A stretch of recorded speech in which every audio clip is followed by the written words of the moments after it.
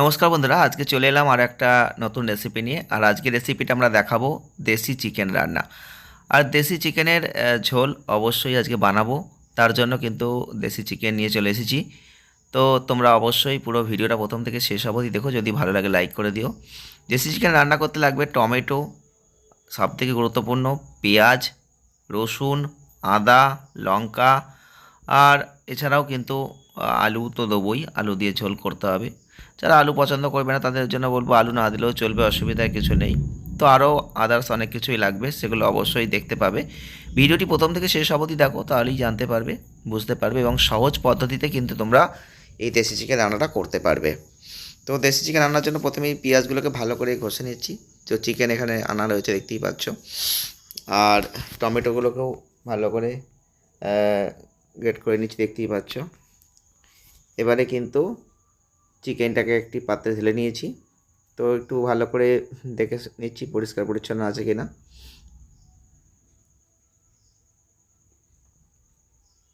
তো দেশি চিকেন রান্নাটা অবশ্যই খুব সহজভাবে আজকে দেখানোর চেষ্টা করব।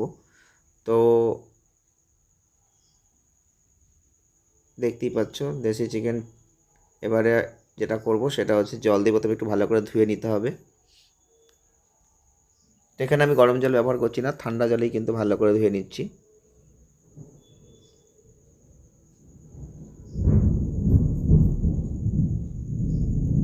তোমার চিকেন ধোয়া কমপ্লিট হয়ে গেছে। এবারে ভালো করে সমস্ত মশলা দিয়ে কিন্তু এটাকে ভালো করে মেখে রেখে দেবো 15 মিনিট। তার জন্য একটি থালায় আমি চিকেনটাকে নিয়ে নিলাম।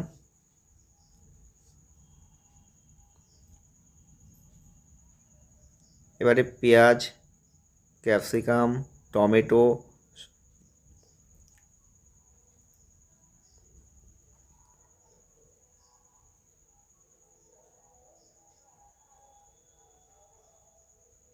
রসুন, জিরে বাটা, লঙ্কা বাটা। তো তোমরা চাইলে এগুলো অবশ্যই মিক্সি করে নিতে পারো। তো এখানে আমি অবশ্যই বেটে নিয়েছি, এগুলো সব রেডি করে রেখেছি। এদিকে ধনিয়া পাউডার, কাশ্মীরি গুঁড়ো,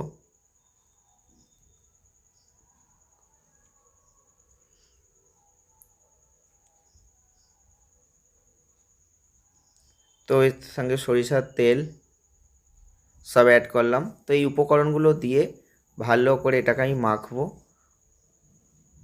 তো দেখতেই পাচ্ছ ভালো করে এটাকে আমি মেখে নিচ্ছি। এই সমস্ত উপকরণ দিয়ে আমি ভালো করে মেখে কিন্তু 15 থেকে 20 মিনিট আমি এখানে রেখে দেবো চাপা দিয়ে। তাহলে এর স্বাদটা কিন্তু অত্যন্ত দারুণ হবে। তোমরা অবশ্যই ভিডিওটি প্রথম থেকে শেষ অবধি দেখলে বুঝতে পারবে। আর যদি কারোর কোনো কমেন্ট থাকে অবশ্যই করতে পারো, কমেন্ট বক্স খোলা থাকছে। আর তোমরা পুরো ভিডিওটি দেখে বলবে কেমন লেগেছে। যদি ভালো লাগে অবশ্যই লাইক করবে, শেয়ার করবে, চ্যানেলটিকে সাবস্ক্রাইব করে সঙ্গে থাকার চেষ্টা করবে। এরকম নিত্য নতুন রেসিপি তো অবশ্যই দেখানোর চেষ্টা করব। এবং সামনে পুজো আসছে আবার, সেইগুলো কিন্তু অবশ্যই এখানে পাবে। তো দেখতেই পাচ্ছ মাখা হয়ে গেল কমপ্লিট। আলু রেডি, পিস পিস করে কাটা হয়ে গেছে। এগুলো তেলে প্রথমে ভেজে নিতে হবে।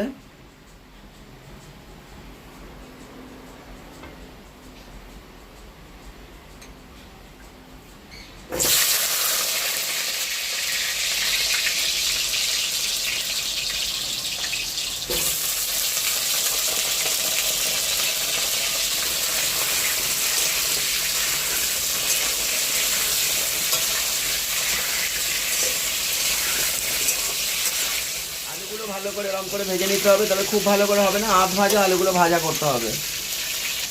আলু ভাজা হয়ে গেল, আলুগুলো ভেজে এবার তুলে নিই।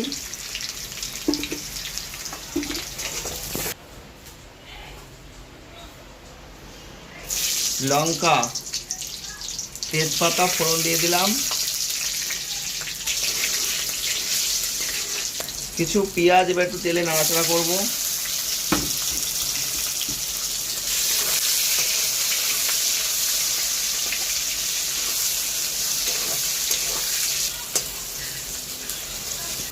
লবণ অল্প করে দিলাম, অল্প করে একটু মিষ্টি,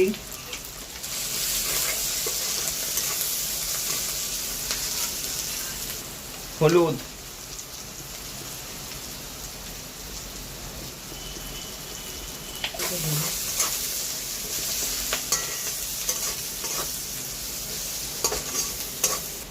এবার চিকেনটা দিয়ে দিচ্ছি, ভালো করে কষাতে হবে।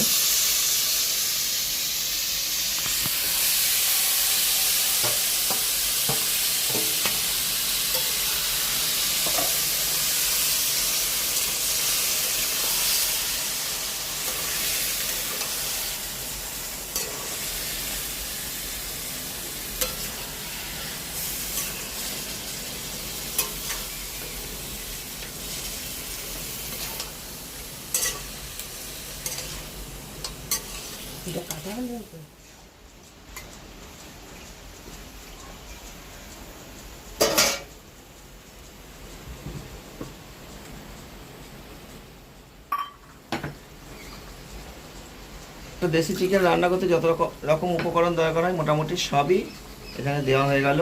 এবারে ভালো করে কষিয়ে নিতে হবে, কারণ এই কষানোর ওপরে কিন্তু স্বাদটা পাওয়া যাবে, তাই জন্য ভালো করে যত কষবেন ততই স্বাদটা আসবে। খুব ভালো করে এটাকে এখন কষতে হবে।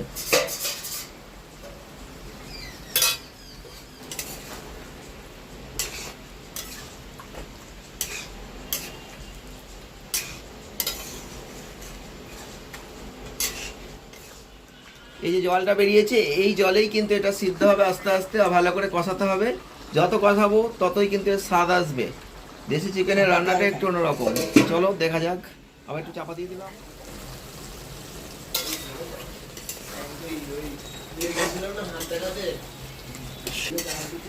অল্প একটু গরম জল বসানো হয়ে গেছে, কারণ এখানে ঠান্ডা জল দেওয়া যাবে না। জল যেটুকু লাগবে গরম জল দিতে হবে। এটা সিদ্ধ করতে হবে প্রেসারে, কারণ হচ্ছে দেশি চিকেন যেহেতু একটু প্রেসার না দিলে অসুবিধা হবে। তো প্রেসারে এটা একটা সিটি দিতে হবে, একটা বা দুটো দিলেই যথেষ্ট, তাহলে সিদ্ধটা ভালো হবে।